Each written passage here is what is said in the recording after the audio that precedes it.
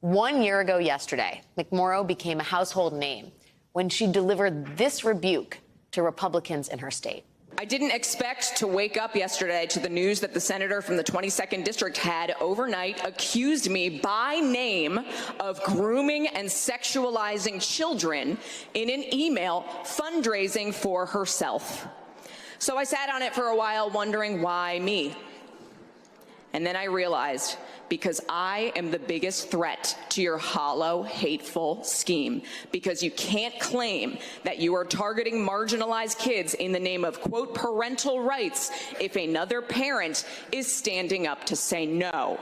This is an excellent point, and it is fundamentally something that I think more people need to be harping on, which is the reality that as Republicans say that they're trying to protect the rights of parents, the harsh reality is they're actually attacking the rights of supportive parents while defending nothing other than abusive parents. Quite literally, Republicans are trying to embolden the same types of parents that kick their literal children out of the house just for being gay or trans, which unfortunately is why about 40% of homeless youth are homeless because they are queer and their parents kick them out. Can Democrats across the country take a similar stand against creeping authoritarianism? How do they overcome the structural advantages that have allowed Republicans to rule from the minority?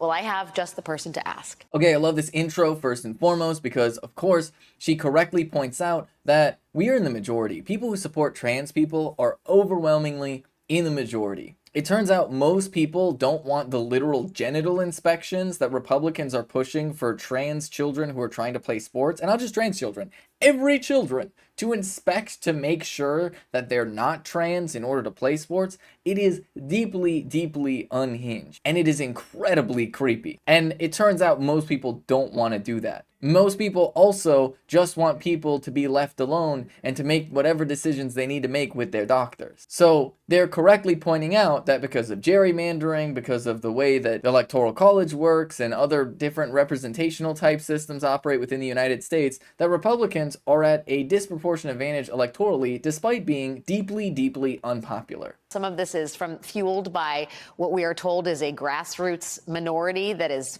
organized and angry on the topic of quote unquote parental rights. I mean, does it surprise you, setting aside the gerrymander question, that the Republican Party, which knows it needs to actually do some winning here, is embracing topics that just don't have national support? I mean, at some point, they do need to win something legitimately.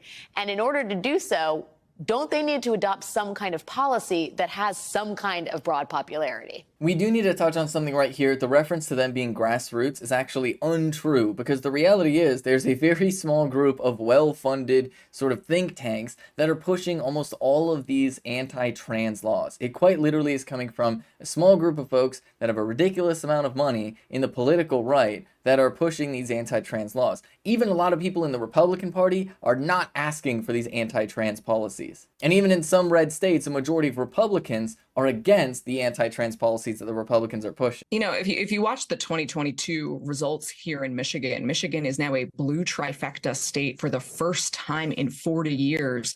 Because we sent such a loud rebuke to this brand of Republican politics, where Tudor Dixon, the Republican candidate for governor, ran her entire campaign on anti-trans legislation, despite the fact that only 2 kids in a state of 10 million people a year apply for the waiver to play on a sports team that matches their gender identity. The Republican Party themselves put out a report following the 22 election that noted they ran more ads about trans women in sports than they did about inflation. And if that's not an indication coming from inside the House that there's a problem, I don't know what is. But the lesson they seem to have taken away from the results in places like Michigan is not to come back to where a majority of people are, it's to double and triple down on crazy. So we have to take the veil off, reveal it for what it is, and point out that it's just ridiculous. Now, this point is super excellent because it's very important to understand. Republicans in Michigan hyper-focused on attacking trans kids, and it turns out it didn't work. It literally gave Democrats a trifecta in the state. Republicans are actively undermining their own electoral chances,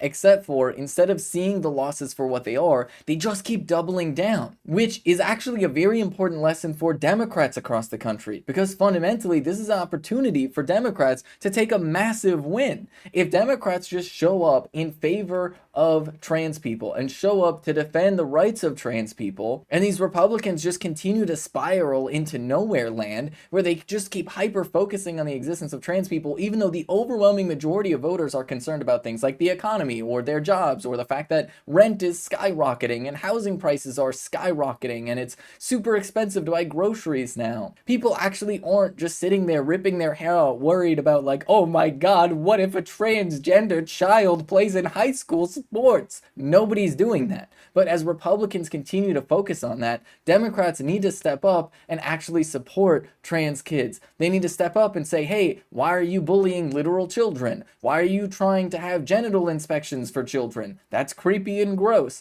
Why are you trying to intervene in people's medical care? That's really weird. The more Democrats do very basic things like that, just to protect and respect the existence of trans people, the more Democrats will win, because Republicans will continue to alienate themselves as they continue to serve only the most extreme, rabid portion of their base. The people who are most viciously trying to go after marginalized people. And so if Democrats just take a firm stand while Republicans spiral out of control in this way, they'll actually have a real chance at victory while also doing the morally correct thing, which is simply making sure that trans people are allowed to live safe and comfortable lives in peace and not have to worry about our existence being criminalized.